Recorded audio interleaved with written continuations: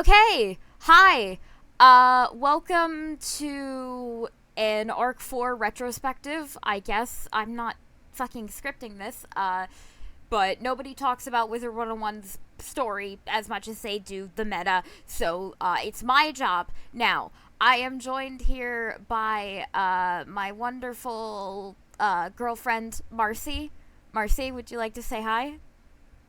Hello, I have not done this before, so I am a You're little doing great. nervous. You're doing great. Okay. Okay, so part one, general overview and thoughts. I think in general, the thing that strikes me about Arc 4, because I managed to. First of all, background. I have been playing Wizard 101 since 2009. Literally since I was about 5 years old. I am a seasoned veteran. Um, I dragged Marcy in here about last year, and she fell in love, and I think she's more crazy about it than I. So, um, It's a little earlier than last year. It was like sometime in 2023, wasn't it? oh god. Okay. That's worse. I know I know it feels like it's been less time, but it has been a while. We completed on my own. I only got about halfway through Avalon over the course of 15ish years. Don't at me. Soloing Diviner is hard. And then we And I did a mad rush to catch up with you. she did a mad rush to catch up with me as an ice wizard, which is worse. Um and then I think we beat the campaign together in about 8ish months.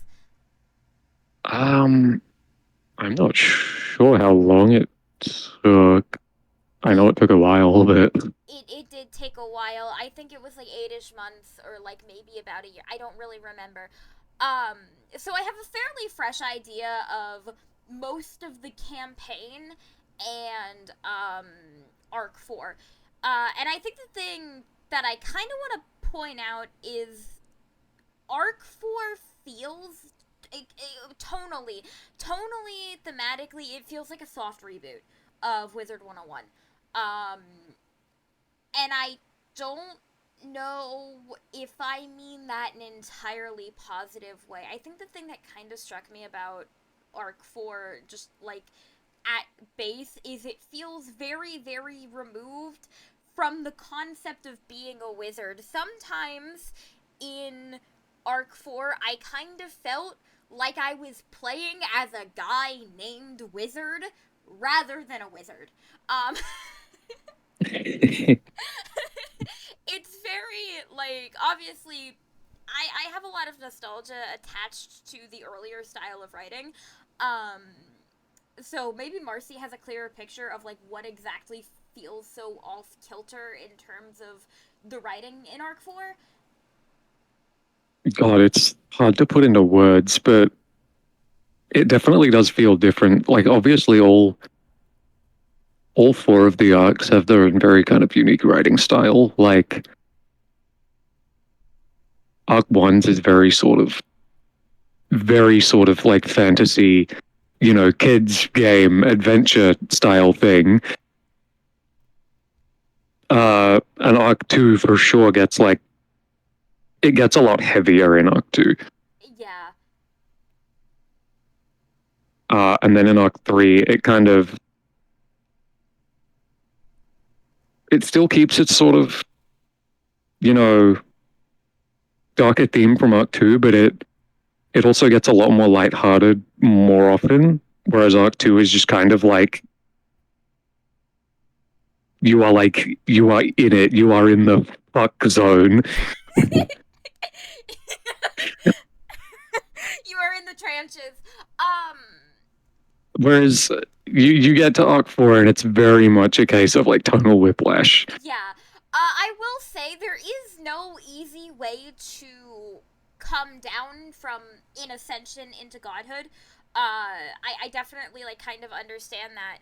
Um, but I think in general, there is kind of this thing of like, and even like the dialogue, I was kind of looking back at Wizard City pre rewrite. Because I will never let that go ever. King's Isle, please let us have a classic mode start. Please, I never got to experience it. But I think in general, even the style of writing dialogue has changed. I know it wasn't like a hard and fast rule, but there was definitely kind of this vibe in the rewrite of like, it wasn't ye old Ren fare, but it felt like it did respect that we weren't like necessarily on like modern Earth. While, in kind of like more modern spell questing stuff, there's a lot of like yas and like modernisms that really don't fit with, I think, what was initially established about the spiral as a setting. Um, and that seems like a very minor complaint, but I think it flavors a lot of how you experience the world, especially because I think in general Arc 4 did suffer from a like tendency to sacrifice its own tone, sacrifice its own like plot and seriousness for the sake of a joke. And that's not great. Like Wizard 101 is very very funny. I find it funny, but I don't think it served Arc 4 in the way that its humor was applied. It really did feel like it was trying to parody itself. It felt like, it was like, oh, isn't this ridiculous? And I think that did shoot it in the foot. Are we ready to talk about Caramel, or do you have anything more to say, Marcy? I think just to expand on what you were saying, I think directly comparing Arc 4 to like Arc 3, because I think generally in Arc 1 and 2, there aren't really a lot of jokes, at least not that I can remember. Yeah. Like Arc 1 and 2 are mostly just like all serious all the time. I don't know if they were entirely serious, but like they weren't trying to be They funny. weren't yeah, they weren't like trying to be funny. Arc 3, especially in like Imperia, where you have like pork and beans and like bat as like references to Star Trek and Batman respectively. I feel like what Arc 3 does a good job with those characters is like, yes, they're like very clearly a reference, but they also very much within the world feel like their own characters, Yeah. and they're not there just for like the joke of it. Yeah. Yeah. They are very much like compelling characters on their own, Yeah. And I would argue. yeah, and I think as well with the references and the jokey stuff in Imperia is like at the end of Imperia Arc 1 where you fight Medulla, I think his name is, they actually do Yeah. have a really, really sweet moment where you have to get your friends back. And, Yeah, was that's it like sick. full Kingdom Hearts, like you must reach out to them and there's tears and Dearly Beloved is playing in the background? No, but I thought it was a really sweet, like earnest moment, and I think Arc 4 kind of lacked that like emotional earnestness that made the more serious, like non-serious, jokey sort of characters like feel like they fit, because like yes, that was Captain James T. Pork, that's a little ridiculous, but also the game isn't afraid to be like, and he's your friend and you're gonna save him now. And I think we lost a little bit of like emotional honesty, Yeah. which sounds insane for me to say about the Wizard card game, but I do think there was a lot of emotional honesty sort of baked into Arc 3 that made its humor, even though it was very like lighthearted at times, it made it sort of feel better as well. I think Arc 3 knew kind of when to hold back and be like, okay, this is where we're going to talk about the more like legend, mythic, like, part of the plot, right? Like when Spider was in the room, they weren't undercutting his presence, right? They were letting him breathe. They were letting him control the scene. And he was a freaking amazing villain. Spider's presence was, absolutely awesome. And I don't, Arc 4 didn't really have a villain presence like that. I think it was more about the aftermath of what happens when the villain falls without explanation, which I thought was a really interesting premise. Um, but it does definitely, like, I don't think Arc 4 knew how to let the seriousness breathe as much as Arc 3 or 2 or even 1 did. I can Um, agree with that. yeah. And I don't think that's to say that like there's like nothing good in Arc 4 because there's definitely some like really good moments. Oh yeah. I'm like especially thinking of like towards the end of Wallaroo and like the very end of Novus. Oh yeah, no, definitely. Is that everything? Should we move to Caramel? I think so. I'm not excited about it, but we can do it. We'll be quick. Okay, so Caramel. Um, oh boy. There's nothing I can really say about Caramel that people on Tumblr like have, specifically Tumblr because I'm on Wiz Tumblr. Shout out to Wiz Tumblr. You're awesome guys. I love you. Um, a lot of people on Tumblr have talked about how Caramel is, and they've done a better job at it than me. So I'm just gonna say it outright. From a writing perspective, it is. I think it's an interesting premise, right? Of like, oh, well, you've descended down from like your godhood, right? Now you kind of got to clean up the mess.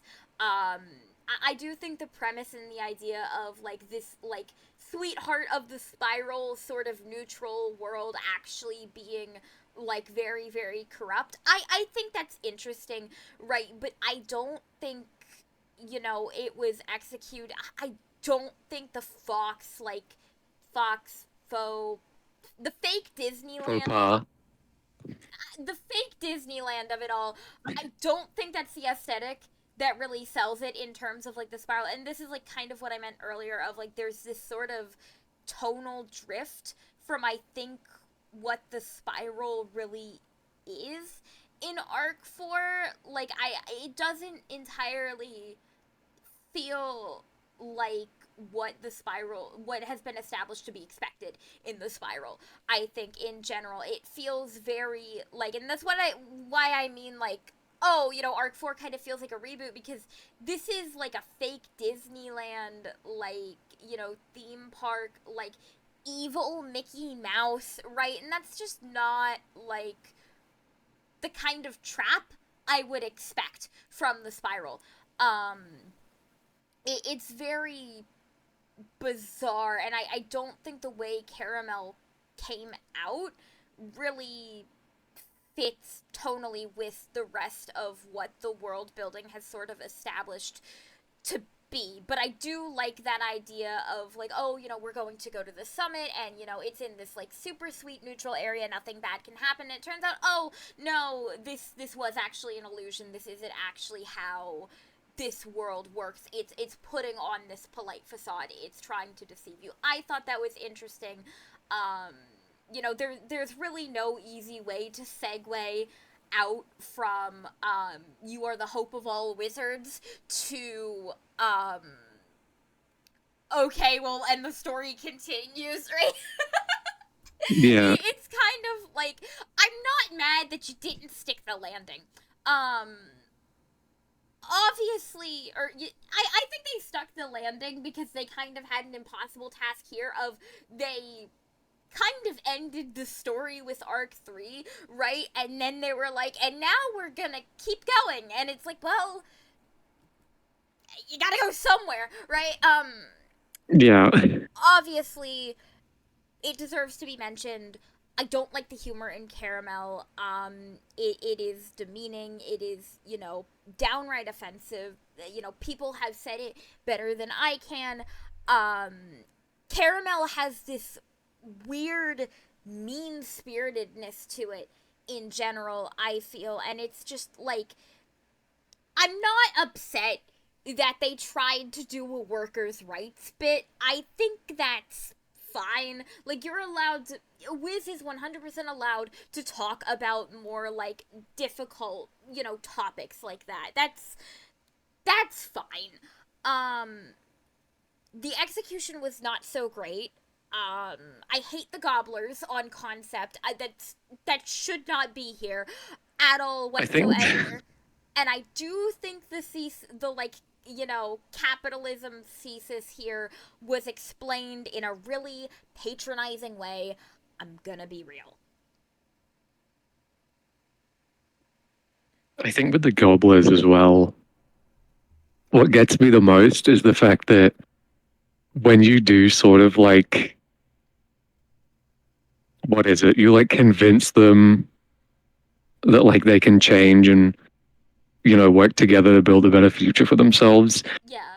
That has so much potential to be like a great moment in a world like that, but It's it's just undercut by the fact that it's built off all of this like gross out humor yeah. and It's like you like said, mean spiritedness. yeah, no, like it's literally like, guys, you're fat. Have you tried not being fat? And it's like, maybe we shouldn't make our rise up against your capitalist overlords. Maybe we shouldn't tie that to you guys are unhealthy and gross, right? Like stop being unhealthy and gross, and like the I don't think that's great. I don't think Caramel was great on principle and on theme. Like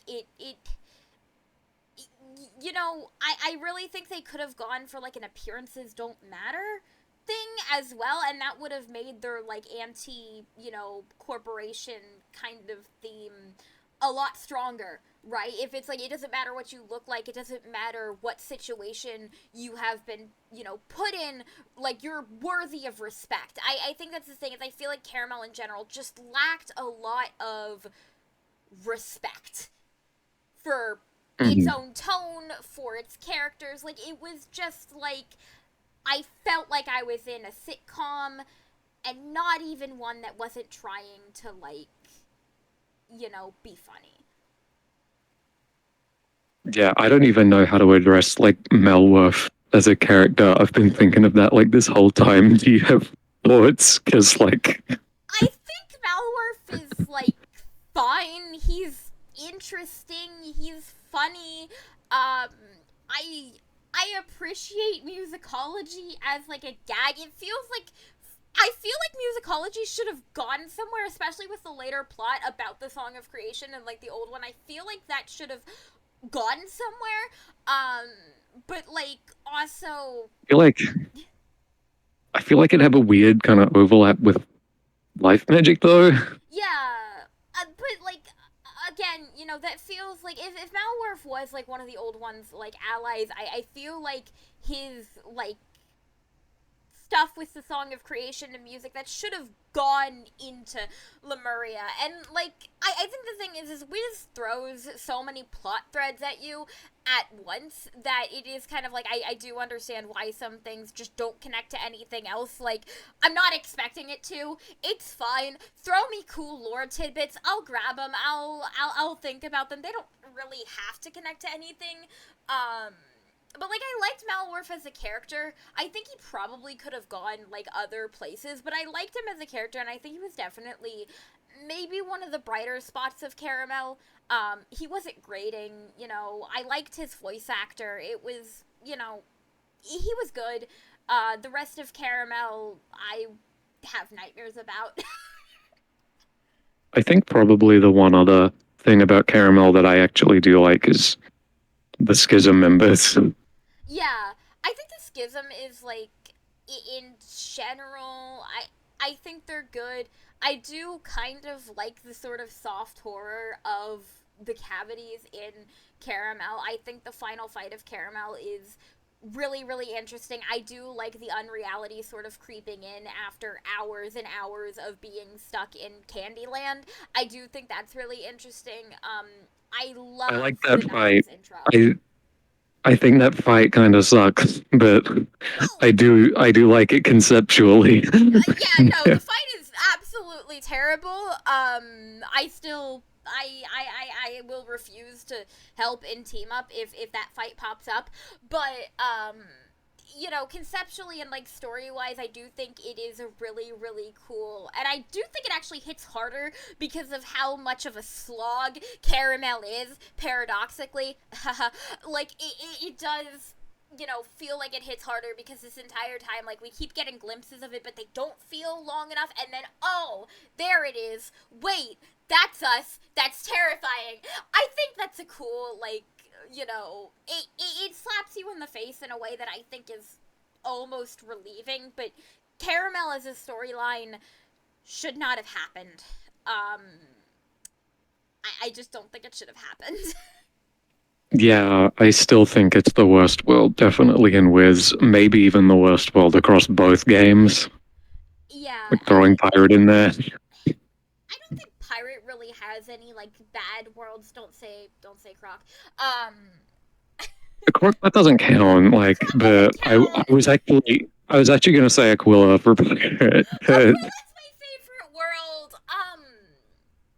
I hate it. I hate it so much, and it's mostly not because of the story and because of the gameplay, but Well, gameplay aside, I don't judge things based on gameplay because I don't have self-respect. But yeah, no, I do feel like Caramel was very like.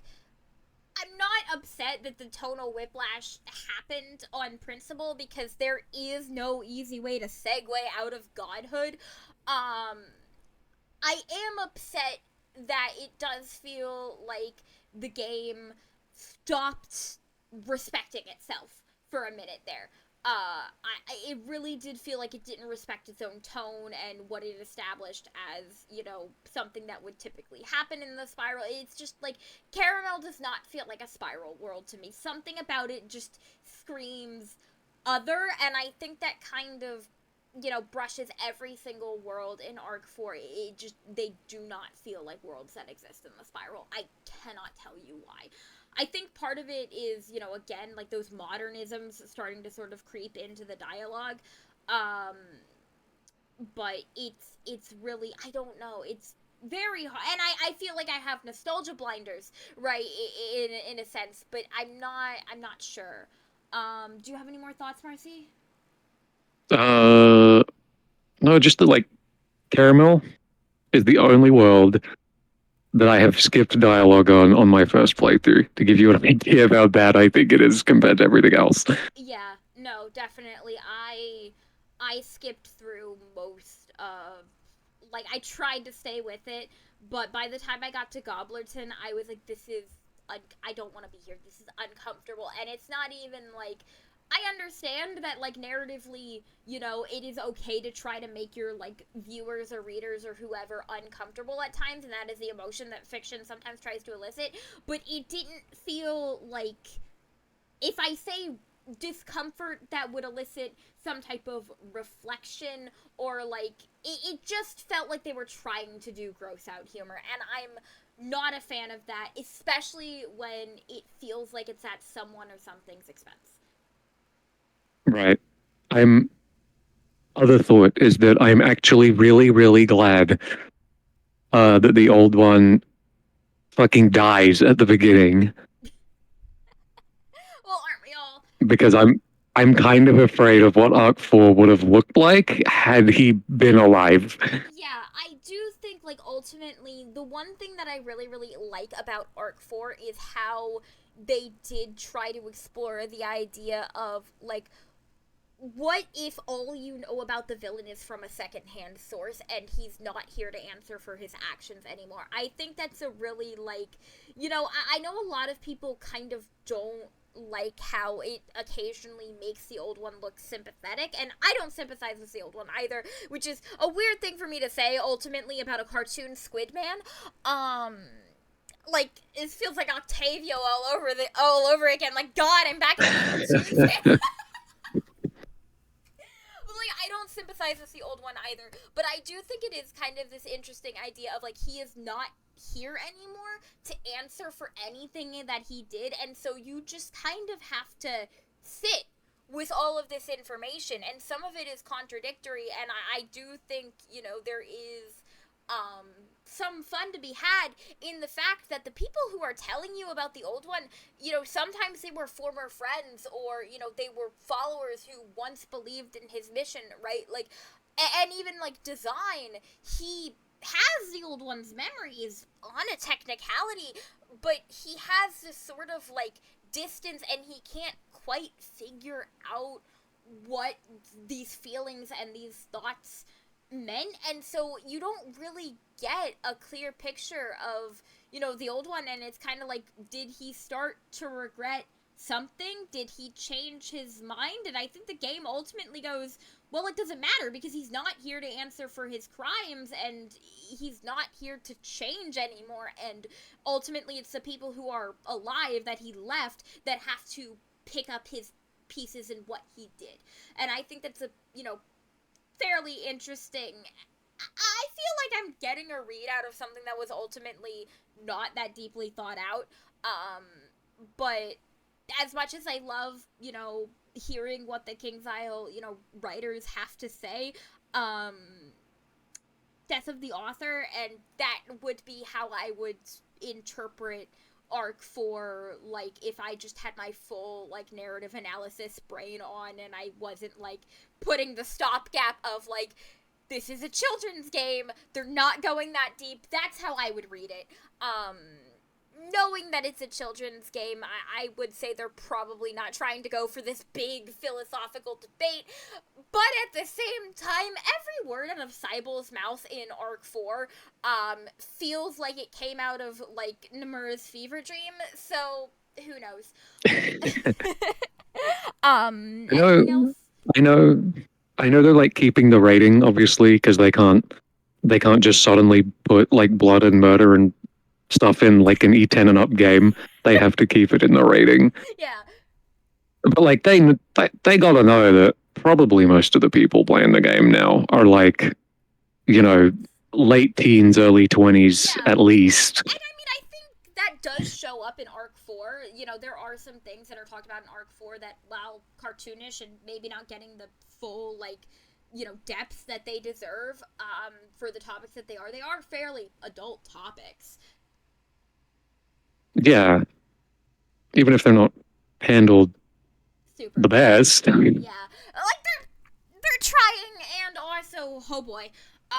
Again, I feel like it's that thing of, like, I feel like it would have been better if they didn't cling on to the comedy so much in Arc 4. Are we ready to move on to Lemuria? Yeah, Yeah. I think we kind of already moved on to Lemuria in the middle of that, but Okay. that's fine. Okay. So, Lemuria. I love design. Who doesn't? Water is wet, Bartleby is God. I love design. He is probably the best part of Arc 4. He feels... Probably. Huh? Probably. Definitely. Absolutely. Okay. I think design as a character is probably the most human, in-depth character that we've had maybe ever. Like, Mallory is fairly close in my mind, but she kind of does end up suffering from Kyrie syndrome. I don't think we spend enough time with her. Like, I think Mallory's character is kind of veering into a very similar arc to Kyrie, but again, we don't spend a lot of time with her to really kind of figure out how she feels about the situation, which I would argue would be the point for Mallory, because it seems like her arc is kind of like she's sort of not entirely in control of her own destiny, even though she thinks she wants it, but everybody is kind of a little bit too distracted to really help pick her up. Anyway, design. I think design's intro is kind of perfect. It is so silly. The way that they, like, place him in the Arcanum, like, I feel like it vaguely implies that he yelled at the wizard while they were, like, asleep in their Arcanum apartment, and the wizard's just, like, dragging themselves out to the hallway, like, what do you want? It's perfect. It's perfect. It's perfect. The pre-quest is fun, and I think it kind of lays out the mystery of what design is without, like, holding it back to the point of being like, okay, you're just never gonna tell me. Like, it's gonna take a whole world for you to tell me what it is. It reveals what design is enough in a timely manner so that people, I don't think, feel super lost. I'm gonna say it right now. I hate the old one's lab aesthetic. That is, I do not think sci-fi without even, like, a touch of Magitech should exist in the Spiral. clock punk, steampunk, like, that's fine. It bothered me a little bit less in Imperia because Imperia was already weird and it felt a little bit like it was still trying to at least imitate, like, steam, brass, magitech, but the old ones' laboratories are just sci-fi, and maybe I'm just too into aesthetics in a game that is already a little bit of an aesthetic crime, but it just, I don't think it works. I don't like it. I feel like Celestia probably did that sort of thing best, where it seems very alien, quite literally, Yeah. and like futuristic, but still feels very in line with the rest of the Spiral. Yeah, yeah.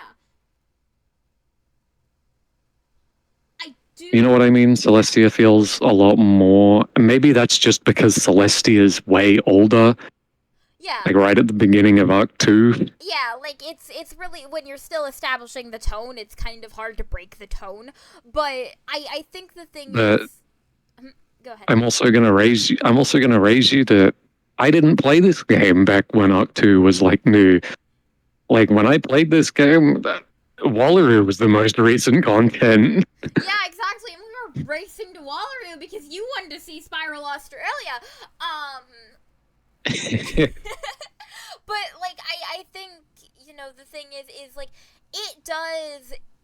The old ones' laboratories do remind me of a book that I actually really, really liked as a kid called Running Out of Time, and it was about this girl who lived in, like, this simulation of, like, the 1800s, right? And she was, like, a part of, like, a historical museum, but she didn't know it, right? All the adults knew it, but the children, they didn't know it, right? It was a whole thing, right? But there is this moment in the book where she does slip out into, like, the modern world, right? And walking into the old one's lab, it does remind me of that, right? But it also feels like it breaks the fourth wall of the Spiral itself, and I don't know how I feel about it. It feels wrong and alien and invasive, which might be the point, but it also feels wrong and alien and invasive in a way that I'm not sure fits the world.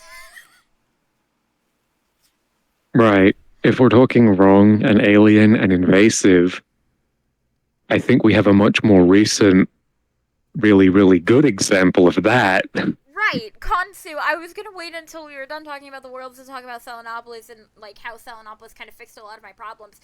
But Khonsu definitely does kind of feel like that aesthetic, like, oh, this isn't supposed to be here, like, this is a fourth wall break. He feels like a more appropriate fourth wall break. The old one just feels strange and off-putting, and I would rather they have just, like, used, like, an alchemical aesthetic or something of that nature. I'm trying not to let, like, my fan fiction, like, headcanon-y bias get in the way here, but I do really, I don't feel like, I don't feel like the old one's aesthetic worked. I really, really Yeah, and liked it, but I don't know if it fit. Does that make sense? Yeah, and I don't think the aesthetic was necessary because obviously they wanted to do the whole thing with like each time you collect one of the stones, you get a little message from him. Yeah. Intended for like the hero of Lemuria. Yeah. Like they still could have done that even if they had done like a different aesthetic thing. Like they could have made some magic excuse like photomancy exists. It could be something adjacent to that if they yeah, knowledge crit Dragon Spire literally exists. We have recording technology. Like, you don't have to bring in sci-fi elements because the Spiral doesn't work on the same time flow as Earth. We have, enough, like, magic or, like, steampunk tech to, do what they wanted to do without, like, totally cracking open, like, the sci-fi experimentation. Like, it just begs the question of, like, where did he even get this idea? Because it's not like he was from outside the Spiral, right? And if he was a first worlder for some reason, right, I don't think the first world looked like it was on the set of Star Trek. I'm gonna be honest. I mean, Um, judging from the aesthetic of like the Titans, absolutely not. yeah, no. Um, it's very like, but okay. The old one's one thing. I did like, again. I don't really know if I feel like Lemuria fit with the rest of the spiral because like that's a little bit of the point, isn't it? Um, I like the location. I like the environment design. The one area that I did not like was Sky City. No. Yeah, I understand. I like Lemuria a lot as like a concept. I think it's really cool. The idea of you're just pulling a bunch of stuff from other spiral worlds and jamming it all together. Yeah, it feels wrong. It feels All invasive. for, yeah, all for the old ones, like really like sick, like purposes and, everything he was working towards with the first world. Yeah. I think that's really cool Yeah, I as do. a concept. Yeah, no, I do think it is definitely like it does feel like you're sort of walking onto the set of a crime. You're sort of like I felt strangely bad for the residents of Lemuria because it's like they didn't know they were test subjects. They don't know that they were fundamentally, kidnapped, right? It makes me feel very like it definitely does have some like soft like horror cosmic elements to it that I think work really well. It's just like I feel like the sci-fi sort of backdrop um it's nice and it definitely sort of gets the point across of like unseen, like this is all sort of like a, zoo exhibit, whatever. It's fake, it's a stage, it's a set, right? Um, but it just, the sci-fi, the sci-fi is just what bothers me there. I don't need to, hammer it in, but it really, and again, it feels a little bit more serious than Caramel, but like it's based on Pulp Fiction, and I want to like respect that that was the inspo that they were going for. So I don't want to be like, it's too campy, right? But it did feel very like it still felt very silly and a little bit like this was a crime. This was a cosmic scale crime. The Bantam scares me. That's it. End sentence. Yeah, I feel like this kind of goes back to what I was talking about, like in the beginning, comparing the characters in Lemuria to like the characters in Arc 3 and like Imperia. I definitely feel a lot more like the characters in Lemuria, especially like Manda. God, who else? Most of them, honestly, I feel like most of them feel a lot more like they're references rather than like fully fleshed out characters on their own. Yeah, yeah. And I mean, I don't I don't know if Stallion Quartermain is based on anyone or if he's like original. no, I think he's based on someone, but I forget who he was based on. They were all based on like something. And I do think it is kind of hard to give like 8 people enough time to really flesh out into their own, right? It's just that's hard, right? Um Yeah. but I don't know. It feels like it felt like a fun concept. There's nothing wrong with it like on paper, but again, it just like there it feels very like dissonant. I don't know. I think the main problem with Arc 4 is that the humor feels like it's off key for the rest of the storyline. And so there's just this weird sense of off balance just throughout the whole, series of worlds. And it's really I like Lemuria on paper, but something feels off key about it, and I wish I could articulate it better because I don't want to critique it if I can't articulate what I feel is wrong. Um, Hmm. but that is definitely I did like the finale. I did the boss was really cool just on paper. I do think The designs boss is that very broken. But the boss was very broken, but it is a cool concept, fighting 8 guys in one dual circle.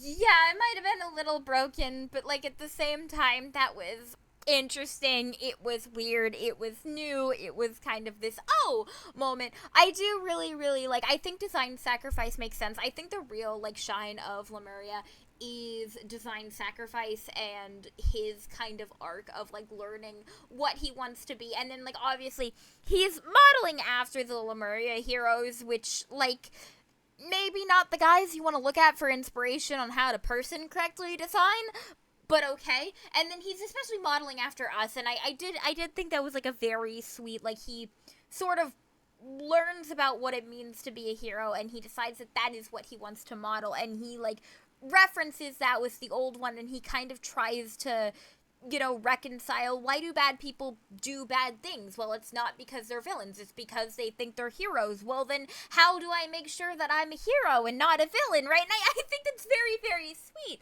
And then Yeah, I obviously love. that idea leads directly into Novice, which I think is really, really good. Yeah, I love that he, over the course of the story, sort of, I guess, comes into his own. He doesn't. He figures himself out, sort of, as a person, and he recognizes that he has all of the like, he has all the old ones' sort of memories, but he's not the old one. Yeah. He can be his own person. Yeah, and that was really, really sweet. I do love And his build of he, identity horror. yeah, and he has that realization that maybe the old one wasn't a good person, and like he has that realization on his own, because Yeah. it's not like the young wizard ever turns to him and be like, that guy sucked, right? It would be funny if we did. I do as well. This is like probably a very minor thing. Well, maybe not that minor, but it's not like a huge thing. I do like the stuff that is like original to Lemuria, like the lemurs and stuff. Yeah. The lemurs were cute. Especially Tosh in Ursai Village. Oh my gosh, Tosh was amazing. I love you, Tosh. I just think the fact that the lemurs all have like extreme anxiety. I think the universal contingency joke was like one of the few jokes in Arc 4 that I actually really liked and thought was, funny and fitting and not too like off the walls and insane. The lemurs are just relatable. Yeah. Okay, are we Again, I think the lemurs also sort of do play into that sort of weird like horror, because like they're the one thing there that's, I guess, not taken, or maybe they are taken from somewhere in the spiral and we just don't really know where. Or it could be that their world was entirely assimilated into Lemuria. Yeah, it could have been a smaller world or something, and the rest of Lemuria was built around them. I think that's cool to think about. And I also do think like the lemurs are all sort of,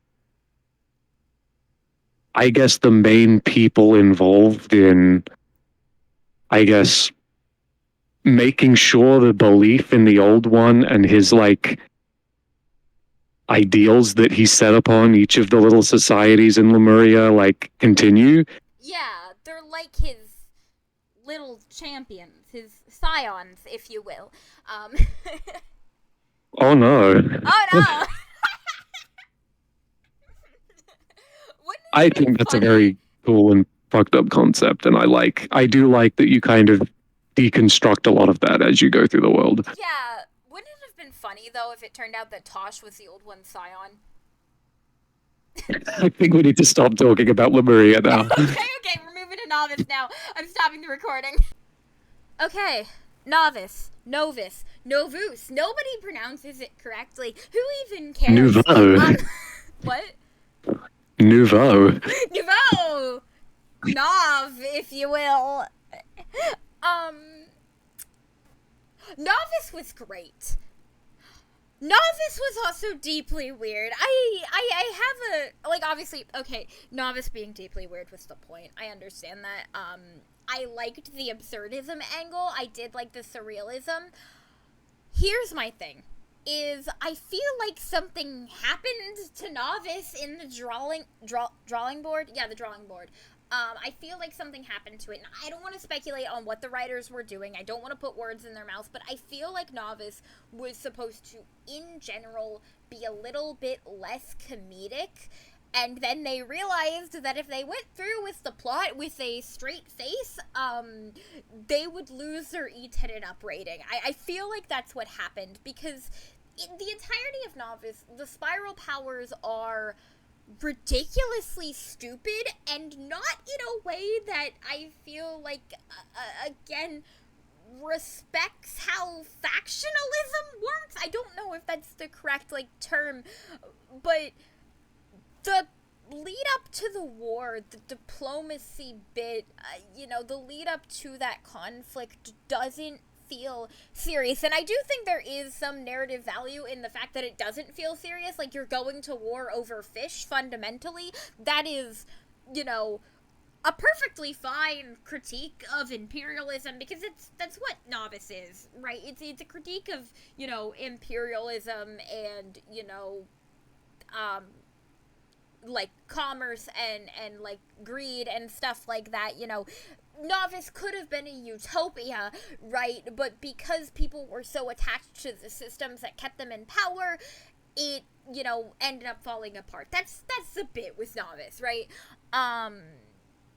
But I do wish the seriousness of these sort of systems had some time to breathe, because it did drown a little bit in the, like, lol, look how bizarre. And honestly, if you're going to set it up so that the climax is a whole war, right, like, just a general war, actual war, I feel like you do need to allow that tension to hold some of that weight, instead of, you asked God to spawn fish, please die. I understand why they couldn't have played it entirely straight. However, and also, Mario de Mario, no. No. It was a great world. It was a great story. It just, again, it felt like it was drowning in its own jokes. Yeah, there's one that sticks out to me a lot from the most recent time I played through Novus. And that's that, like, the whole reason that, like, the Marleybonian general there had, like, defected and helped the, like, schismists was because someone was kind of mean to him. Yeah, that... Like, they play that whole bit, like, his entire motivation is just a joke. Yeah, and I feel like the thing is like, political intrigue, like war politics, etc. If I remember correctly, if I'm understanding how writing in the King's Isle world works correctly, and I really hate to, like, I feel like I'm poking my head in and being like, hey guys, what are you doing in the top secret room, right? And I really just want to stick to death of the author, but, like, Pirate 101 did political intrigue, war politics so well, and if I'm right, Blind Mew was on the writer's team for Novice, right? I don't know, maybe, probably. I think so. If he wasn't, like, correct me. And it's like, I really do feel like Novice needed some room to breathe. I understand that the world was based on absurdism, but I do think it needed room to breathe, and the spiral powers did feel like jokes, which is a problem when, not even just for, Arc 4, but for the game's entire lifetime, if they weren't enemies. They were, forces. They were institutions. They were powerful. They had weight. Marleybone was. We saw Marleybone places. We saw what they did, right? And now it's like they poisoned our well with chocolate. Oh no. And it's like, why are you living in giant fire hydrants? We've seen what your city actually looks like. We've seen what standard of living you uphold yourself to. Why are you now acting like dogs? And Right. there might have been a joke there of like war turns us all into dogs or something, but like, I I don't know. It felt like this was a moment where, it should have been like, yeah, we understand that our cast is entirely furries and talking animals, and this looks like a cartoon. However, we're going to treat it completely seriously, because we treated it completely seriously through the entirety of Pirate 101 and through Wizard 101's history, even though, Wiz hadn't really brushed up against the spiral powers in this way before. It just feels like a very, like, it feels like Novice was kind of like this is it. We're actually gonna, like, really, really confront these kind of beasts that have, like, really been affecting the world building, and, like, we've been seeing them and what they've been doing in all of these worlds. And then it's like, you stole my fish. Oh no. And it's like, design really shines here as well, though. I love design. I love how I love how he became altruistic in Lemuria, and then it kind of comes to bite him here. Right. I don't really. You might have a different opinion, Marcy. No, I agree. I think it's, again, I think design is like the most well executed part of the entirety of Arc 4. Yeah. I really like the whole, I guess, bit with him in Novus, where you've got to I guess, get him reconnected and reacquainted with himself, because he's taken on a much different form, since being literally nothing. Yeah. He is now very much something. Yeah. It's definitely, like, I do think his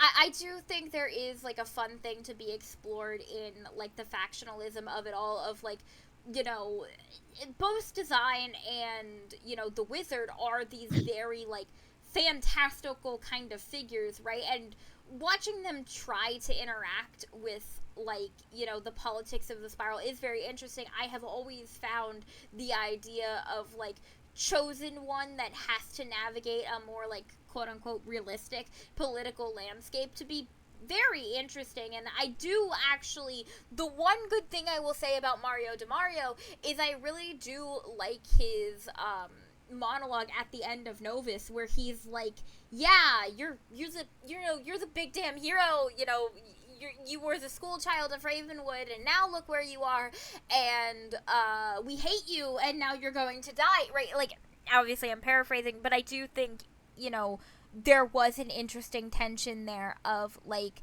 you are the chosen one, but, like, you're not just in a realm that is passive and all the villagers are living peacefully and eating fruit and waiting for the dragon to attack. Like, people are doing things, right? I do think that is, one of the more interesting ideas that Novice kind of presents.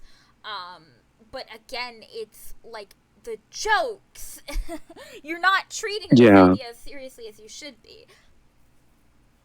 Yeah, I feel like, especially when going for a plot like Novus, where it has a big sort of theme of, like, colonialism, and you're using all the, like, big players in the spiral. Like, you've got Marleybone, Valencia, Monkista, and Polaris, and, like, I guess Mushu as well to a lesser extent, but they're kind of not really there. People, especially, like, a lot of people in the fandom, obviously like Marleybone and stuff, they're not like actual Britain or like Italy or, you know, France, Russia in the case of Polaris. But they're very similar and they draw a lot of inspiration, and you know, they have a lot of the same flaws as societies, and obviously the, you know, a lot of the player base who pays attention to the story, you know, they notice that. And so I feel like a lot of people have this sort of more negative perception of these places because, you know, they do the colonialism, they do the classism, the racism, whatever else. And like, I feel like Novus is sort of, it was their sort of big chance to do something super interesting. And, you know, I don't know if they would exactly want to like go all in and villainize places like Marleybone and Valencia, because obviously we've had like, you know, we've been to Marleybone and helped them in Arc 1. We've been to Valencia in Pirate, and, you know, I don't think they want to fully demonize any world that they've built at this point. Yeah, there is the logistical issue of if But they fully we could have had a more interesting plot about sort of, or I guess a more like a plot that takes itself more seriously about this sort of stuff and maybe deconstructing some of it, pushing back against it. But we kind of don't get that. Like, we kind of just go back to the status quo at the end of Novus. Yeah, And I think that's probably, I guess, that's probably my biggest issue with it now that I think about it. Yeah, no, I think the thing is like they do. One, I understand why we don't want to fully make like Marleybone like the villains, because if they commit to that, now we're going to have to write around that for like the rest of our time, you know, with this game, because every time we go somewhere, we got to make sure Marleybone is in there. Otherwise, we have a side quest where it's like, take down the Marleybonian guards because you're still wanted for that thing you did 20 years ago, right? You know, we can't fully villainize these places because, or at least like villainize in the way of like the young wizard now actively opposes them, because that's going to make maneuvering through the entire spiral much harder. And that is a burden that you're going to take on when you're like writing things in the future, right? I think that is like a fair thing for me to say. However, I do think, and I want to make it really clear that, like, I'm not trying to say Wizard101 should have a totally serious story. If I wanted a totally serious story, I would read, like, I don't know, I would read, like, Game of Thrones or something if I wanted, like, a totally serious, like, you know, fantasy, medieval, whatever. I like the spiral being weird, but there is something to be said of the fact that if you are going to evoke like more mature themes like colonialism, like factionalism, imperialism, you know, like capitalism, those are serious topics, and you need to make sure that you have enough room to let those ideas breathe. Like, just full stop. That is just a general rule of writing. If you're like, you know, you can talk about the horrors of capitalism for like kids, and you can do that in a friendly way, but you need to make sure that the ideas are allowed to breathe. You can't smother it in satire, otherwise it's going to look like you're making fun of the issue. And I think that's what a lot of the fandom that is like really into the story might be scraping up against sometimes, is the fact that, you know, especially in Arc 4, you know, we're not seeing, I think, these issues being allowed to breathe like maybe they should be. That's not to say, you know, I want the story to be super duper mature, like this is the talking furry game, but I do think it is important that if you're gonna evoke these ideas, you need to understand what you're evoking, and you need to understand that you have to let those ideas breathe. You just do. And yeah, you're right. yeah. And obviously I'm not an expert, I'm not a sensitivity reader, etc., etc., etc. You know, but that is just like a writing rule that I, you know, kind of have taken on as truth, and Wiz has definitely, I think, kind of proved me right. Anything else we want to say about Novice? I think the conclusion is very good. I know we spent a lot of time just now talking about the negatives, Yeah. but I do think the like ending is really good. I don't know how they got the end of Novus into an E10 and up game. No, yeah, I do think that is, where they kind of go, okay, we are going to try to take this seriously now. And it is a little jarring considering we were joking the whole time.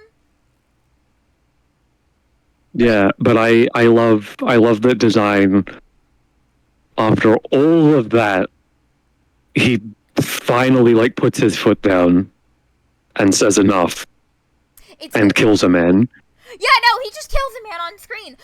So that brings our on-screen death tally with Pirate 101 and Wizard 101 combined to like 5 now, right?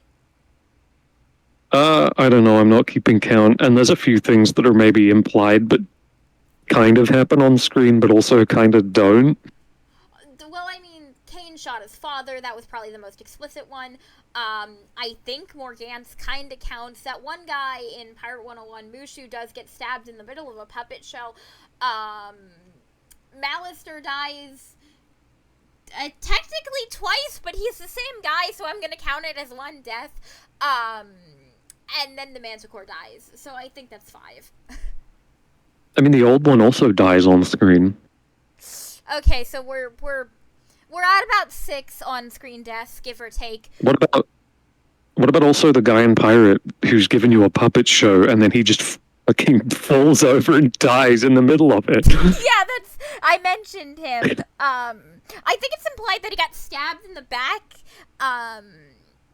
Yeah, he got really like funny he got how killed they by did like that. he got killed by like a ninja or something. I don't remember exactly, but it's really funny how because it's like they use the puppet show and they imply that he got stabbed and then, oh look, a corpse. How did that get great? It's wonderful. I was not expecting that. I completely choked. Are we ready to move on to Wallaroo? Unless you have thoughts on like Manticore or something. Yeah. I feel like maybe the Manticore came out of nowhere. I think he would have done better. Like, the schism and its politics are just confusing. Like, they build the Manticore squad up to be like, oh, even the rest of the schism is kind of scared of this guy. I don't know. He's bizarre. I mean, I feel like it makes some kind of sense that, like, with the schism, at least here, like in the aftermath, especially with Grandfather Spider no longer around, and with the old one recently died, there would be a lot of like structural weirdness with the schism and power vacuum. Yeah.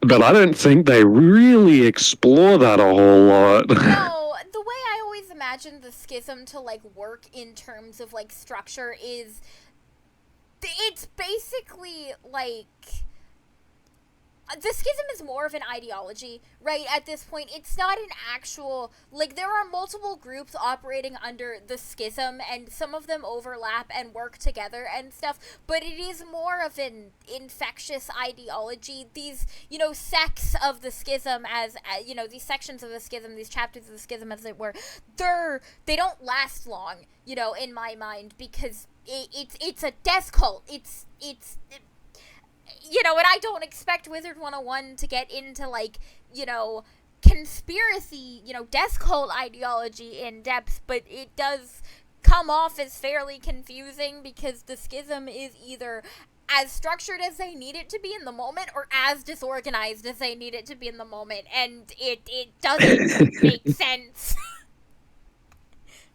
Yeah, I think that's a good read. It's like, I don't know, this is like the most dysfunctional cult I've ever seen, and I play Kingdom Hearts. I saw Organization 13. I don't know what's happening here. So I do think the Manticore kind of came out of The Manticore came out of Novus. I feel like the Manticore came out of nowhere.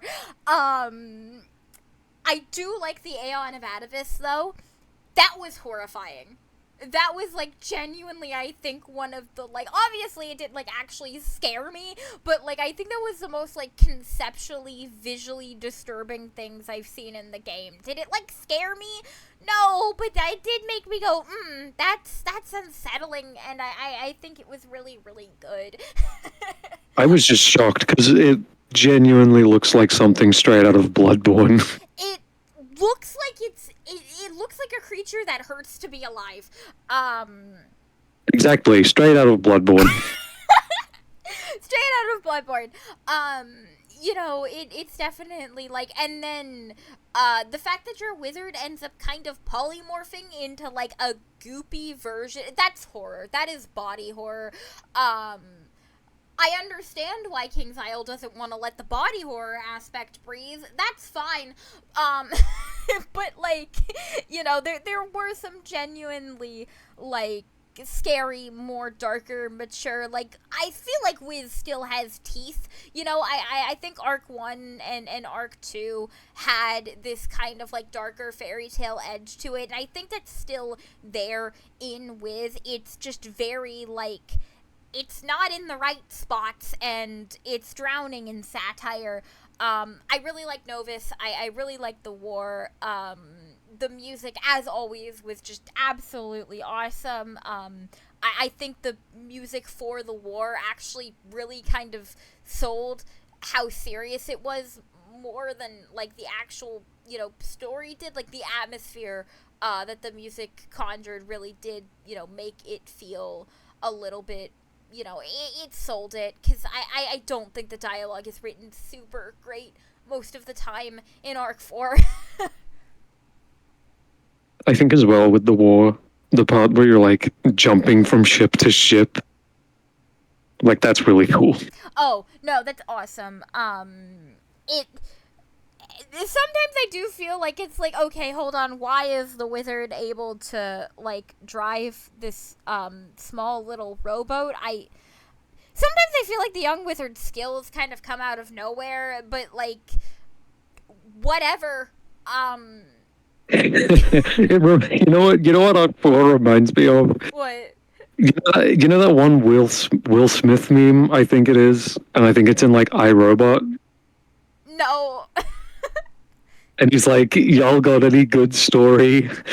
And then the robot's like, "We got hype moments and aura." That's Arc 4. Yeah, it's like, I have no idea how I am able to pilot this boat right now. I have no, like, this is really cool. How am I here right now? That's Arc 4. Are we ready to move into Wallaroo? I think so. Okay. Okay, so, Wallaroo. That was not a world in the spiral. That was 1920s Australia as depicted through Saturday Night Live.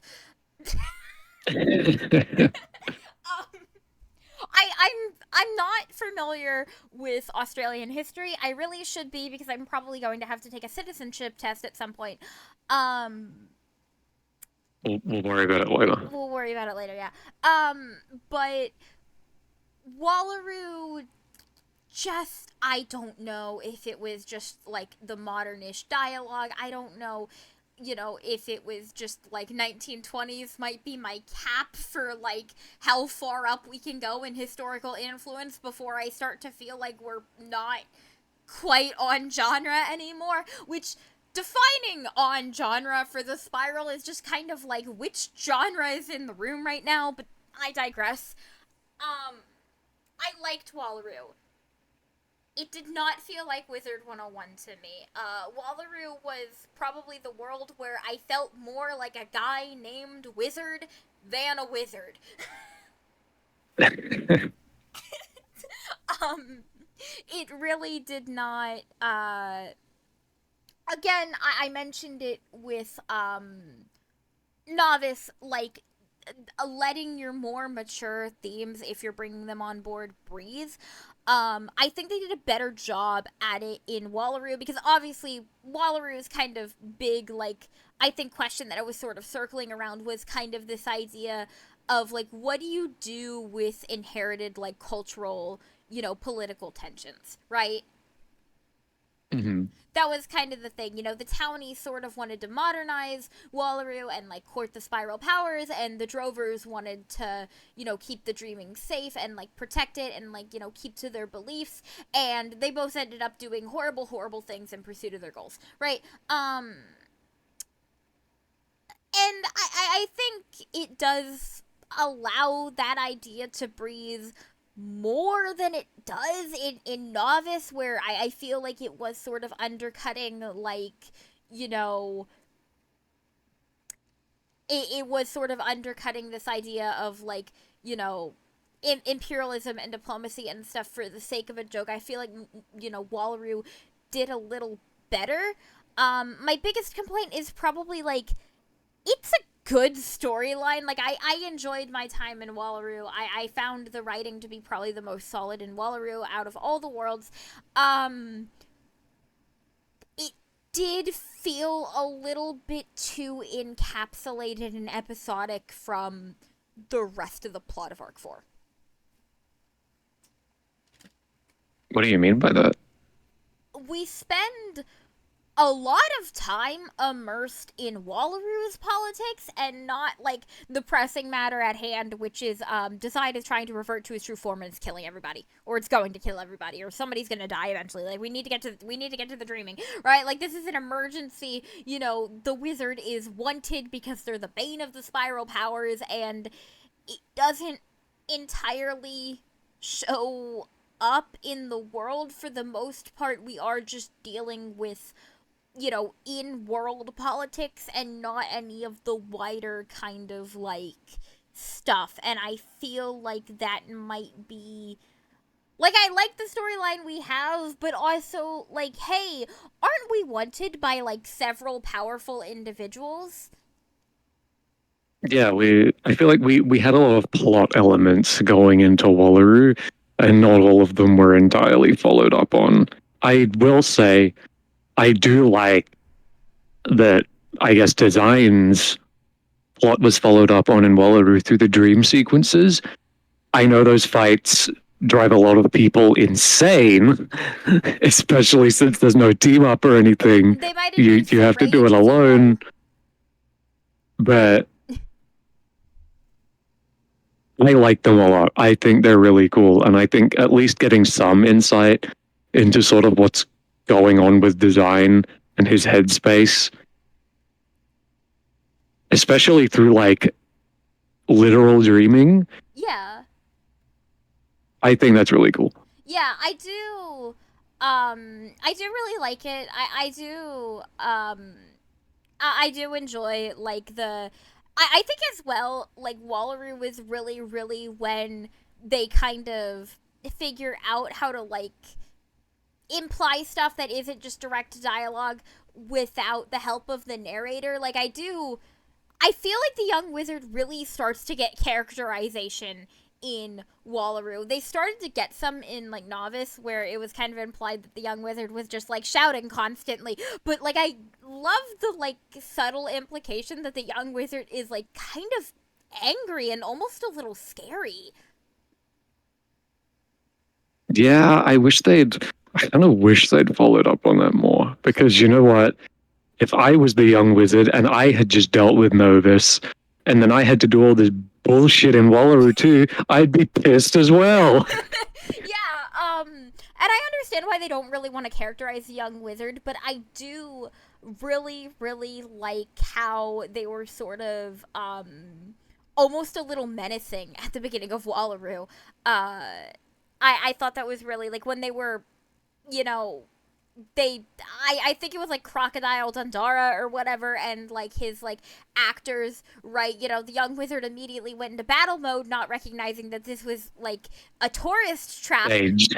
Yeah, like, it was a stage, right? And it, like, actually frightened. I thought that was really, really interesting, and I feel like they could have played with that idea, especially if we are like taking on the role of like not an actual villain, but like a villain, quote unquote. I feel like they could have really, really played with the idea that the young wizard was almost a little menacing, almost a little scary.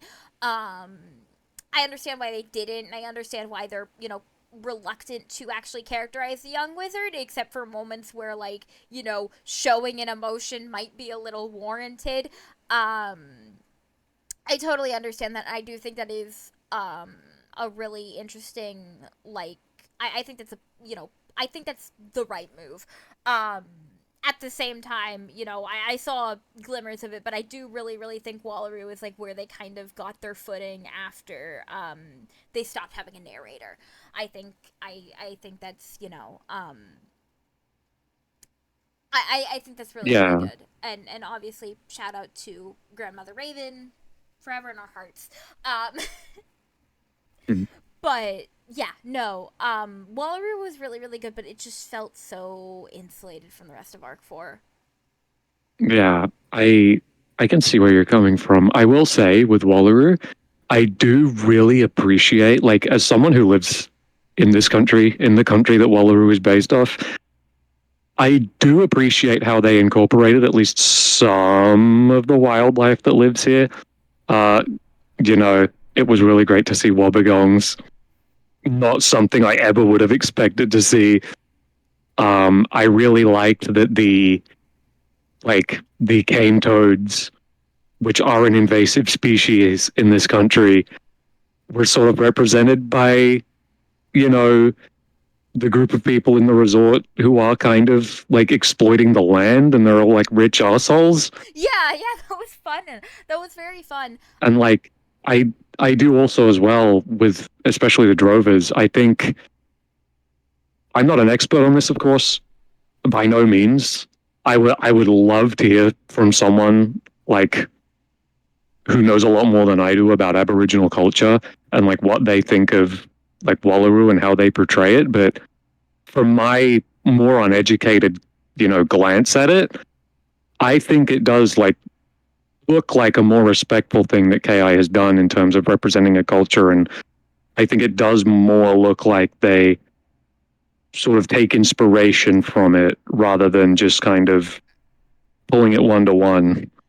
And doing it, badly. There is definitely, like, we should acknowledge that King's Isle does kind of have a history of misrepresenting cultures and, being a little bit, super offensive. Um, it does definitely seem like they're working to try to be a little bit more conscious of that. Hopefully they continue to in the future. Again, I would really like to like see them hire a sensitivity reader or something. um Yeah, I would love to if anyone is more like knowledgeable about Aboriginal culture, I would love to hear their thoughts on like how they think Wallaroo like portrayed it and took inspiration. I would absolutely love to. yeah, like, drop a comment below. This is a YouTube video. I completely forgot about that. uh what was that laugh? Um i i i definitely I didn't like see anything like, I'm not educated, but I definitely don't. There were some times playing through the story where even though if I knew like nothing about the culture, I would just I'd look at it and be like, this doesn't seem quite uh not offensive. Like Zafaria was uncomfortable. Um, it's definitely like, and I think again, I've said this before, I feel like there's probably a problem of they're pulling from like, you know Disney movies. Like, they're not pulling from like the actual like Middle East in Mirage, they're pulling from like Aladdin, right? Yeah. They're pulling from like Once Removed, and that's not smart. That's not smart. And there's definitely a way to fantasyify, like real world locations and, make them divorced enough so that you're, not probably not going to run into an issue of offending people, but that does take time in world building, and I do think there is um there is something to be said over the fact that like it would be very hard to give these worlds full like sweeping world building because of the fact that you're doing this, you're making a new world once a year, right? Hmm. Yeah, and really in-depth world building where you cover all your bases, like that takes time and that takes like a whole story length, right? Building settings is hard and weird, and King's Isle needs a sensitivity reader. But I did like the story of Wallaroo. I again really love the music. I think the visuals in this world were also just amazing. Like some of the later areas, you look up at the sky and you're like, whoa. Um, Yeah, I think also as well in terms of individual worlds, I think Wallaroo has like the strongest cast of characters in any of the Arc 4 ones. oh, definitely. I loved Joan Locke. I think Joan Locke was probably my favorite character. Yeah, I think she's probably the best. Morp is very good, and of course, Judge Veg. I do love Morp. I did appreciate the subtle joke of like her using like pop psychology therapy speak at like like it's getting a little toxic over here, and I'm like, ah, like you understand me. You understand why I'm so annoyed by pop psychology. Thank you, King Zio. I wasn't expecting us to be in agreement on that one. I wasn't really expecting you to bring that up, at all. I really like. I do think the humor is probably the best in Wallaroo. Again, it does kind of feel like, you might still be undercutting your point a little bit, but I do think the humor is probably the best in Wallaroo out of all of the worlds. In Arc 4, it feels a Mhm. little bit more restrained and like it knows where to pull its punches. One thing I will say, this is not really about world building at all, but I don't know why they made the decision to like. Obviously, they like made and designed Judge Veg way before they did anything for Wallaroo. I don't know why the kangaroos from like Wallaroo look so much different. Like I think Judge Veg's model looking a lot more like an actual kangaroo. Like I prefer that way more than the what all the judges from Wallaroo look like. um, yeah, that is a That's just little. my minor like nitpick thing. Yeah, that is a little bizarre. I think it makes Judge Veg a little bit more memorable. I do like Judge Veg's voice. I love his voice. I just like, I have to point that out of like, I love his voice actor. I think the worst thing about Wallaroo was probably the emu riders. I'm surprised you didn't say Freddy Croker. Freddy Croker was annoying and stupid. The emu riders were grating and consistent. um I feel like this is my young wizard talking more than it is me, but they just don't work on any consistent level and they're just so grating. um they're trying to do that like creepy, like, oh, haunted demon child bit, but it just doesn't work. And then they're like also trying to incorporate like emo sad boys, and it's just like, no. And if they were like directly like possessed by Freddy Croker or something, or like if they just did it differently, like you can do the like creepy child bit, and I think it would have been fine. But there's just something very off about the emu riders, and I don't like them, and they don't even come off as like uncomfortable in like they just come off as annoying. They just come off as annoying. Um and I don't think they really they feel like they shouldn't really. I don't know if they really add anything as like the third faction. I feel like we would have just been fine with like the drovers and the townies. We didn't need the emu riders. And then as well, I do think there was like kind of a hint of like silly kids being rebellious and angry because the world is unfair. It's like, hey, can we not like it feels like a weird like I don't want to say infantilization, but it is like, I don't know, something about the idea of like, oh, you're young and you're angry at the world for being unfair, but you're not productive. Like, I don't know if I really like that message, because like, kids are right to be upset at the state of the world. Kids are right to call out when things are unfair. And like, I understand, the idea of like temperament and stuff like that, but like, I don't know. Like, I don't like the emu riders. I feel like they're just weird, and I don't really know if they know what they're doing, which I know is the point, but it's just, I don't like them. They're annoying. I really, really wish Freddy Croker wasn't the villain as well. Like, I think it would have been fine if it was like, oh no, it's Freddy Croker, and then halfway through the world, it's like, wait a minute, no. Like, if Malaise was the ultimate villain, right?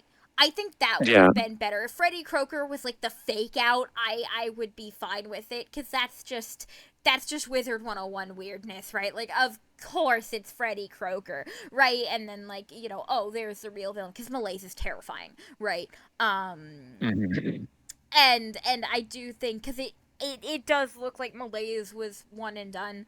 Um, it doesn't look like we're gonna be seeing him again. I do think he should have been allowed to. I think ultimately he shouldn't have been a creation of Freddy Croker, but rather some type of contaminant, something older, something scarier. I think that would have done a really better job if Malaise was ultimately the ultimate villain of Wallaroo. Like, keep Freddy I Croker can in see there, that. I guess, but like, swap him out halfway through. I can see that. I think that would have been better. Um, I think I think Wallaroo was just kind of generally a bit messy again because they had so many plot elements, and even within Wallaroo itself, they kind of introduced quite a few things. yeah. Like, we haven't even talked about like Ned Colley. Ooh. I mean, I think they resolved that at least. It is definitely I like think they Wallaroo was handled. very political. Yeah, I think they kind of handled it well. I don't know if I like that we kind of end up working with the judges sort of to come to an agreement as well in that, because like we do learn that, yeah, like the collies were being pretty like unfairly treated. Yeah. They were kind of just left to fend for themselves. Yeah, and then like, obviously, okay, well, they've come to this agreement, but are we really going to assume that the judges are going to hold up their end of the deal? Like, what, and I don't I don't expect perfect political theory from like the furry game, right? I think there is also this thing of like, in general, Wiz seems to skew towards, nowadays anyways, Wiz seems to skew towards this idea that harmony and communication and coexistence is the best path forward. That does seem to be kind of its thematic, like, ultimate sort of, thesis. That's, we're the scion of Bartleby, and as the scion of Bartleby, we are there for, like, unity and stuff, right? Like, that seems to be what Wiz is kind of like gravitating towards as an idea, is the idea of, compromise and communication, and not one thing triumphing, surpassing the other. Um, but I don't know how that really works when you're like drawing parallel to like real world exploitation. Mm-hmm. and I don't really have a good solution. Is the thing is like I feel like I'm analyzing this all just too deeply, but like at the same time, I only have I one setting mean, on my narrative analysis dial, and it's all the way. is this video not about analyzing this too deeply because there aren't that many other people who are going to do that? Yes. Um. Okay. Any other thoughts about Wallaroo? There's one other thing we haven't touched on. Yeah. The ending. Right. Right. Before we get into that, Marcy, was playing through the whole game worth it to see Wallaroo? Um, I mean, not just to see Wallaroo. I just think playing through the whole game was worth it. Yeah, but like Like seeing Wallaroo was nice. I wish it had pulled from more like Australian things. Like it would have been cool to see like an ibis. That's a pretty iconic bird. that would have been nice. Or like, there's plenty of other wildlife things. Those things that they call goannas are not goannas. Those are bearded dragons. That's not what a goanna looks like. Those were bearded dragons. I had those in my house for years. I know what a bearded dragon looks like. I think it would have been nice if they'd pulled from like more wildlife stuff. But like I get that they only have so many enemies and stuff and whatever else to model and like animate. So I can't be like too upset about it, I guess. Maybe we can like beg for like a house or something that has some of those animals like in the yard or something. Also, shout out to the quest called Dream Drop Bear Distance. Don't mess with us Kingdom Hearts fans. We're professional mourners. I miss Missing Link. Oh no. Okay. So the ending. I cried at the final monologue in the Dreaming with Design. I actually just bawled like a baby. I'm not afraid to admit that. That one just got I remember. me. I remember. I cried. I sobbed. The Doom Moon was a little stupid. Yeah. It is kind of a shame. That was sort of what we got. I mean, I guess it makes sense that that was how it ended because we needed to resolve things in Novus. But at the same time, Doom for Moon. referencing the Armada in Wiz, I feel like maybe we could have done something a little bit. I'm not saying they needed to bring back Kane or something. I feel like that would have enraged every pirate fan in the universe if we saw Kane in Wiz before we saw him in Pirate again. We stole your boy, pirates! But I feel like we could have done something a little cooler. Queen! No. No. I feel like we could have done something cooler without making pirate fans suffer in the process. Suffer any more than we already do.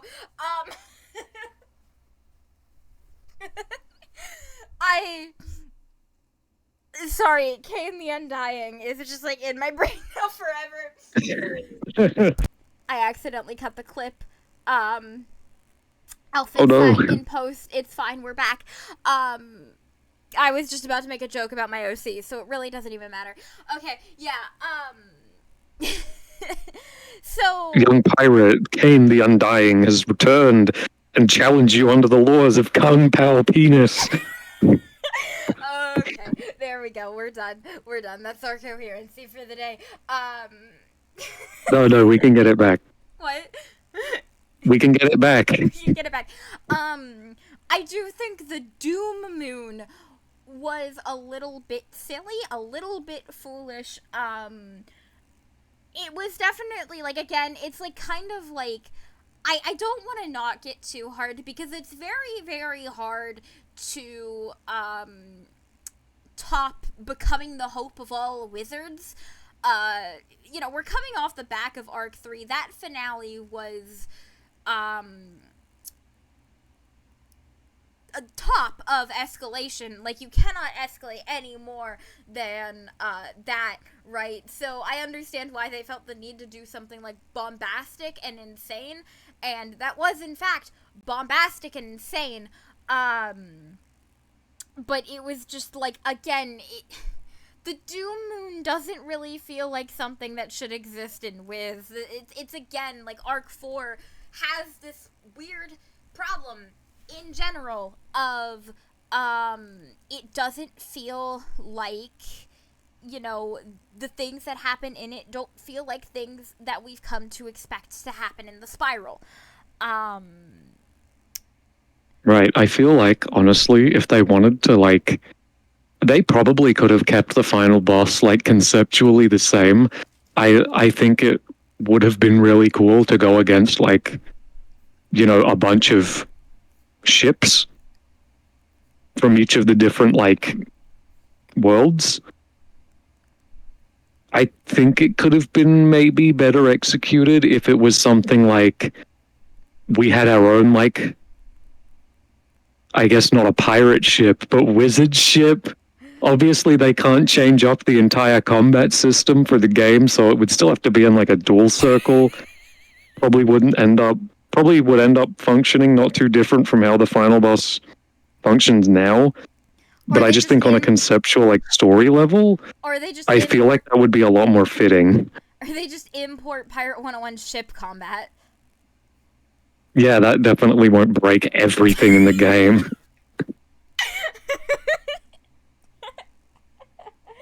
I mean, what better way to bump the difficulty up than introduce a combat mechanic that you have probably never done before? It's also a great way to piss everybody off and leave nobody happy. They should have done it. Yeah, I don't really know what an alternate, like, I can't really think of anything besides the Doom Moon, but Doom Moon, We get our own ship. Surely Judge Veg has some connections, and he's like, I can get you a boat. Who taught the young wizard how to pilot a boat? Well, you're gonna learn now. It was Houston.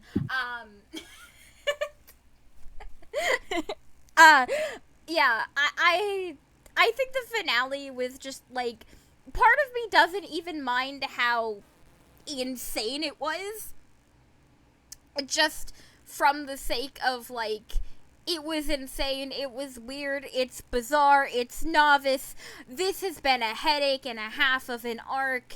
Just, sure, Doom Moon, Bantam, I don't know. Yeah, I do at least like in the current version that we got, I do like that we kind of go back to Lemuria and we get help from, like, everyone who was there. I think the rocket looks really stupid, but that's okay. And I think the loading screen for the Doom Moon goes hard. That's like top 10 desktop wallpapers. It is definitely, like, it was very stupid, but, like, I think the energy kind of saved it because it is just kind of like, yeah, whatever, this is happening, Bantam, I don't know, lasers, go!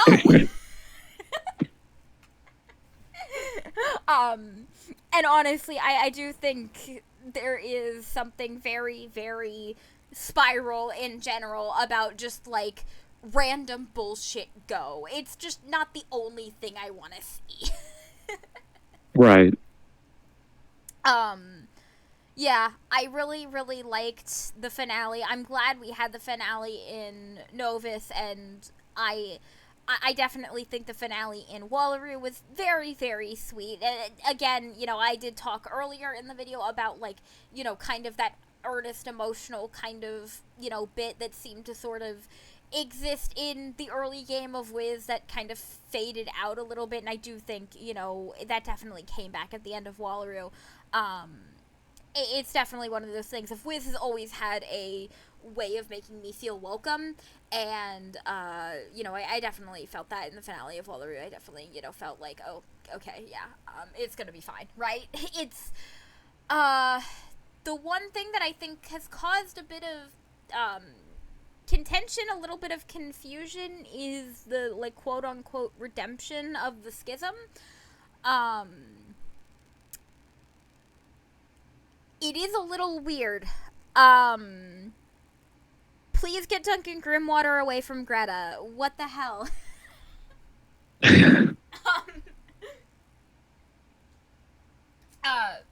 I have thoughts on the way they've handled Duncan Grimwater's character, but I think if I start talking, I'm going to sound insane, and we're gonna get off track. So all I'm gonna say is, like, I really, really wish in general they treated the schism more like a cult, and I mean that in the sense of, like, trying to understand and treat them like how you would de-escalate,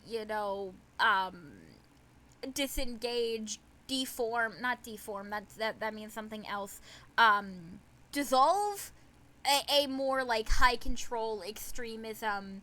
Because you don't just go, oh, well, I guess they're the good guys now, let's fold. No, like, that's running on a dangerous ideology. You need to. It's an E10 and up game with furries. I don't know.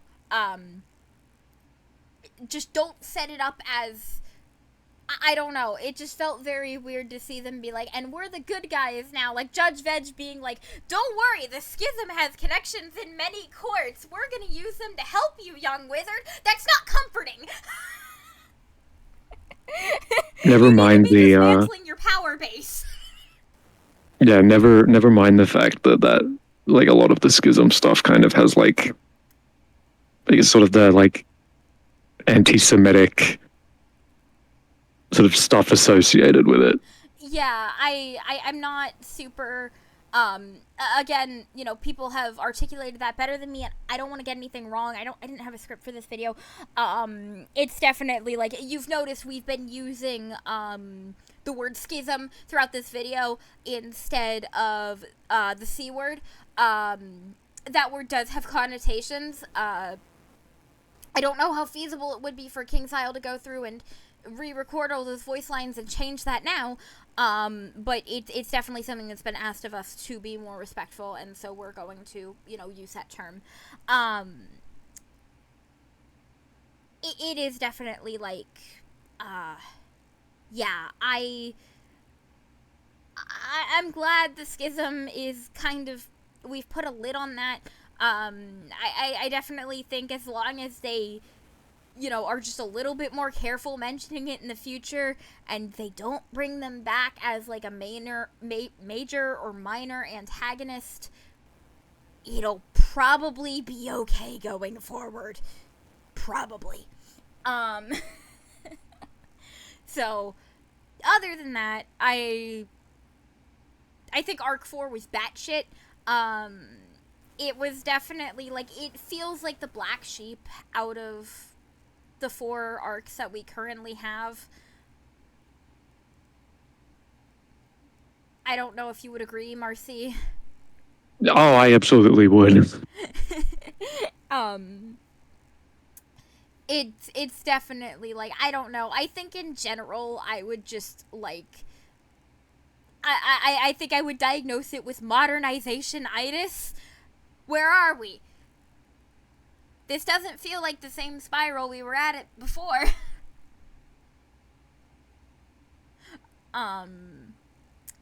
Yeah, especially with Novus and, like, the spiral powers looking more like caricatures of themselves rather than actually themselves. Yeah, definitely. It was, I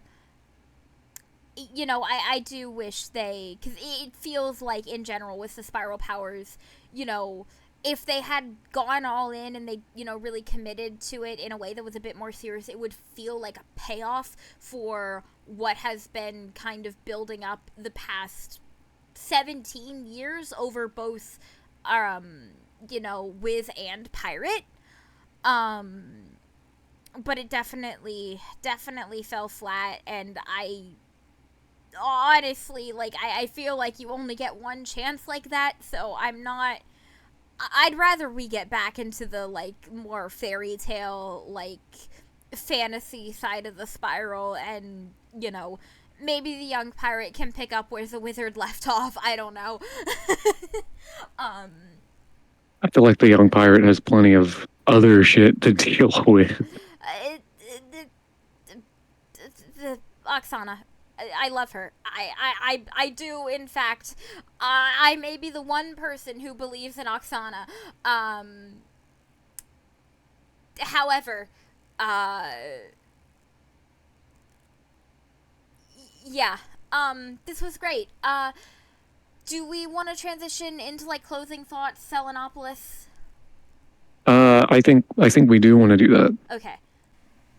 Alright, so closing thoughts and Selenopolis. Overall, I did like Arc 4. I think it's probably the weakest out of the arcs, in terms of just general, tonal, the world building. I didn't entirely feel like this was the spiral I knew. I still think it was really good, even when it didn't really feel like it was a part of, the spiral as, the story had established the spiral to be. It was still a fun time. For the most part, Caramel wasn't, but, it's definitely, yeah, this is still Wizard101. This is still the game I pledged my loyalty to when I was 10 years old. I'm chilling, right? I have my critiques. There's definitely some things I don't want to see repeated. I would like to see improved. And speaking of improvement, holy fucking shit, Selenopolis. First of all, Selenopolis was gorgeous. The atmosphere was beautiful. It was, just I loved the way it looked. I loved how just serene and foggy Selenopolis looked. It looked just, that was great. That was lovely. That is, I think, maybe in my top 15 prettiest locations in this game. The story was amazing. I think we're all in agreement here that this game was made for the people who are crazy about the characters.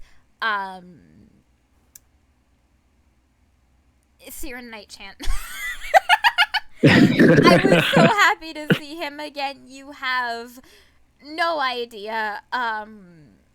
There was something very, very special for me personally about seeing a character that I haven't really actually seen since I was very, very young, and then, seeing him again now as a young adult. I do think that is where a lot of modern Wiz's sort of magic shines, is the fact that it is still here. The story was great. I do think it was kind of, it was silly, but it didn't feel, it felt more like it was taking itself seriously. It did feel like it was going back into sort of a more arc to okay, this might be fundamentally a little ridiculous, but we're still going to treat it seriously. It felt like it was going back to sort of that old pattern. I feel like, if anything, the writing for Selenopolis feels like it's kind of a mix of Arc 2 and 3's. Definitely. With maybe a little bit of Arc 4's in there, because I don't know. I feel like with Selenopolis, they struck a really good balance of making the characters compelling, but also making them funny. They still joke around a fair bit. Yeah. Especially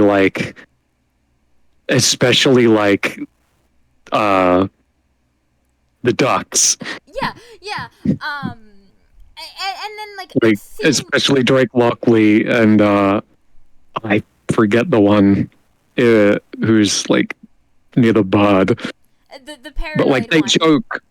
Yeah, they joke, but they still feel like it feels like insanity, but it's insanity with purpose. Yeah, it's Because not that kind like of fits Blue Knight's entire character.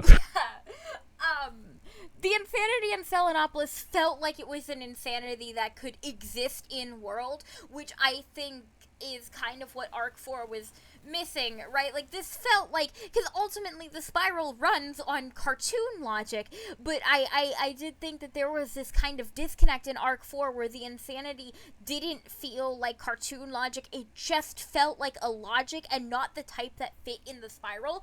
But like here, it helped that we had like straight men, right?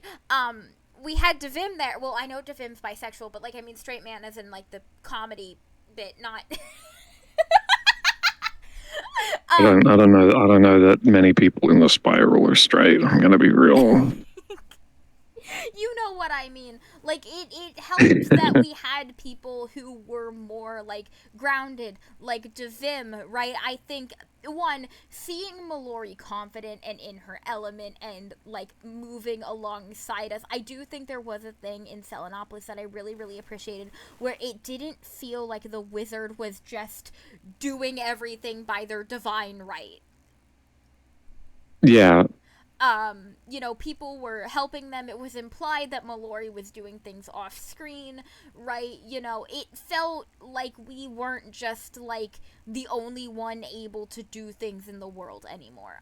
It did really feel like our friends had their own sense of agency and their own like lives, and they were able to help us out this time. It felt more like we were moving with the characters as, you know, a unit, as a team of like surviving Selenopolis, and less like young wizard, you and only you can prevent forest fires. mm-hmm. um It does. Like again, I do think the writing feels really good in the sense that you do have this and the sort of weirdness to it, and like sort of the funny jokes they make, but there is also, as well with Selenopolis, like this sort of undercurrent of like, well, actually, what's going on here is really fucked up. In yeah, that, you know, you've got, you know, Khonsu using moon magic to like twist and distort people to his like whims, and you know, once a person has gone through enough of that, they're they break. sort of distorted beyond repair, and they break and they're discarded. And I think That's like kind of terrifying. yeah, I think that is really like that's really like I think that's the kind of like horror, quote unquote, that Wizard 101 like excels best at. Is it isn't like conceptually like it's the Octo expansion effect. Like nobody's having nightmares over you know what Commander Tartar did, right? But it's like this is a little messed up, and like it does, I feel like Selenopolis does give that concept room to breathe, where it, you know, doesn't spell it out to you, but it doesn't immediately bury it in a joke either, so you do have to kind of look at it for a second and exist in the room with it, and it's not gonna like be like, now feel despair, right? But like, oh man, you know, they're not hiding it under like layers and layers of jokes anymore. I think the shadow creature and the Lufalim, is that how you pronounce it? Lufalim. Yeah, Lufalim. That whole sequence where they fuse, I think, was actually really alarming. That did actually get to me a little bit. That was really, really creepy. I think Khonsu's whole bit was actually really creepy, and it wasn't like, I don't think it like sat in like that darkness and that sort of like, this is messed up, like it did for like Shadow Magic or Morgantz, but I do think it did it enough. Yeah, I don't think they needed to do it. Like, I don't think they needed to go as hard into like the, I guess, darker aspects of it as much as they did in Arc 2. Because again, in Arc 2, especially like Khrysalis, you're coming in fresh off the like destruction of Azteca. Yeah. And then also, like, Khonsu isn't a main villain. Yeah, You know, don't go all in on like the prologue antagonist. I definitely understand that, but it does definitely like um it did make the spiral feel like a place with consequences again. I do think there is that thing of like when you treat everything so flippantly and you don't let the like darker, more negative aspects of your world breathe, it does start to give off the impression that the consequences either don't matter or the consequences are, you know, not going to be taken seriously. Um, and that is a huge hit when it comes to like building up stakes. I did like how Khonsu had a I think Khonsu's issue with us was very, very unique in comparison to what we did before, right? yeah, his entire thing is super, I guess, unique, and I very, very much like his sort of, I guess, scientific approach to trying to like figure out the spiral and like determining that the young wizard is like, what's the word here? Earthborn. A contaminant? What? A contaminant? Yeah, like a contaminant Yeah. that like needs to be removed so that his results can be like, you know, perfected, and he can like, you know, do whatever he's going to do. Yeah, and I definitely do think, again, because, like, I think there is kind of a thing of, like, it feels like in general the idea of us being earthborn, it's come up before of like, oh well, you can dreamwalk the reverie because you're earthborn, or you know, you're not from the spiral, so you're not bound by the same laws, right? But like that felt so like kind of like yeah, whatever enough that like now that it's actually coming into focus of like, hey, you being earthborn might actually like be a plot device, that makes selling this feel like a card that the writers have been like holding close for like 17 years that they're just now sort of revealing, because it's Yeah, never really mattered in any capacity that has actually like had consequences that we were from Earth at all. um yeah. I do also like that they do reveal that there's another Earthborn, and that's most likely going to be our villain for, like, our actual villain for the entirety of Arc 5. yeah, definitely. I And I especially like about that if you do Boris's quest, who, because he's there for some reason, he's there. More like you Boris get to find out, Talltail. you get to find out that there's another Earthborn like way sooner if you do his quest Yeah, no, I and like read remember. the stuff. Yeah, because we were doing that, and I'm like, she. There's a she. Why is there a she? And you were like, well, we're both playing as girl wizards, so maybe they're talking about us. And I'm like, but they've always used they them pronouns. Yeah, and then like in the other one, like they literally dropped the word like the other one, and we're like, hold on, The other one, like, it's so what like, do you mean there's an other one? yeah, that was like, Konsu wrote that line, right? He was the one who wrote that book. Yeah, I think there were Konsu's notes. I'm not 100% sure, Can but I I make a comparison that's gonna make you want to strangle me? sure. Kinda has Gaster energy. Konsu's notes. The other one has Okay. the same energy as like, what do you two think? Like, Mm. I'm sorry. Um no, I think like in general Selenopolis really fixed a lot of the issues that I've had trouble articulating with Arc 4. Um I do definitely like, I trust the writers to do a good job, and I'm very excited to start hearing more about Arc 5 when that comes out. I'm very like it will be it'll be great. I think we're on a good track. I think we're very much I think we're back. Yeah, if Selenopolis is any indication, then I think we're gonna be fine going forward. And I'm very excited to go to Darkmoor because that's definitely going to happen. We're definitely going to Darkmoor. They're gonna send us to like Skull Island or something. that would be cool as hell too. Not gonna lie. Another ways the Pirate 101 fandom will continue to feel pain.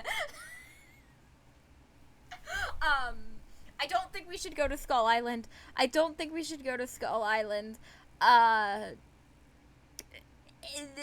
Konsu did say, or no, Loon Knight said like the darkest corner of the spiral, so that narrows it down to like either Darkmoor or Khrysalis Part 3. I mean, I wouldn't be opposed to going back to Khrysalis because it is my literal favorite world, but I don't know. If we go back to Khrysalis, we get to see Devim. If we go to Darkmoor, rip the wizard's lungs out.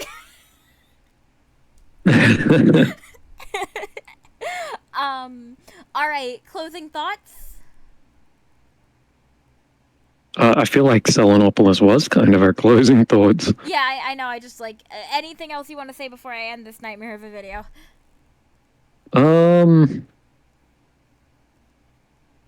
I don't think so. Arc 4 was, still enjoyable. If you like remove Caramel, I think it's like fine. Yeah, I feel like we could have just replaced Caramel with a really long Lemuria prequest. We could have replaced Caramel with an email. Yeah. Like, Dear Young Wizard, Old One Fell in Hole, signed Velma. It's like a really long exposition email, and then just like towards the end of it, they drop Sherlock Bones has died. Just like long scrolling text, Star Wars style.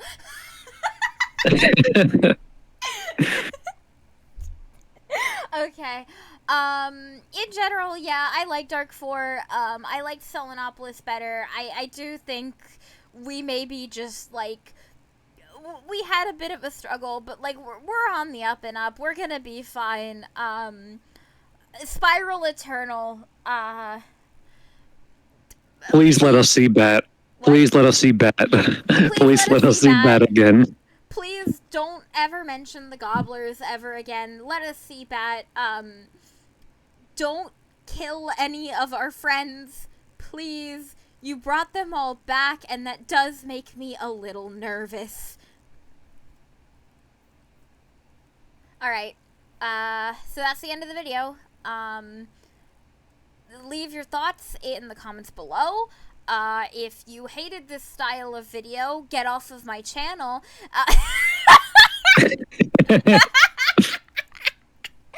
Okay. If you don't like that I was here, I will leave forever. Bye.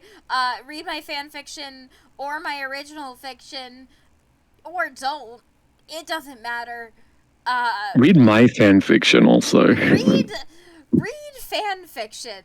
It's good for you. Goodbye.